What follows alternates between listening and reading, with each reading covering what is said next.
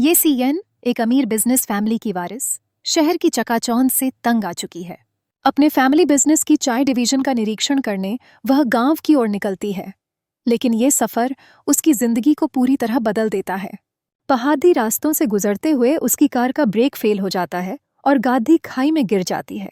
वह बेहोश हो जाती है, फोन टूट चुका होता है और चारों ओर सिर्फ जंगल और सन्नाटा होता है। कुछ समय बाद गांव का एक चाय किसान लू मिंग यू उसे ढूंढ निकालता है। वह उसे अपनी पीठ पर उठाकर अपने घर ले आता है, उसकी देखभाल करता है और मरहम पट्टी करता है। जब ये सियान होश में आती है तो उसे लगता है कि अब अपनी असली पहचान बताना खतरनाक हो सकता है। वह झूठ बोलती है कि उसे कुछ याद नहीं है। अपनी पहचान छुपाने के लिए वह मेमोरी लॉस का नाटक करती है। लू मिंग यू की दादी उस पर भरोसा करती हैं और उसका नाम स्यू फेन रख देती हैं। गांव वाले भी उसे अब एक साधारण लड़की मान लेते हैं, लेकिन गांव में एक लद्दाखी और लद्दाखा साथ में अकेले रह रहे हैं। ये बात गांव वालों को खटकती है। समाज की परंपरा को देखते हुए दादी दोनों की सगाई की घोषणा कर देती हैं। ये शी चाहकर भी इनकार नहीं कर पाती और मजबूरी में हाँ कह देती है। गांव में पारंपरिक तरीके से उनकी सगाई होती है। ढोल, नाच गाना और खुशी का माहौल होता है।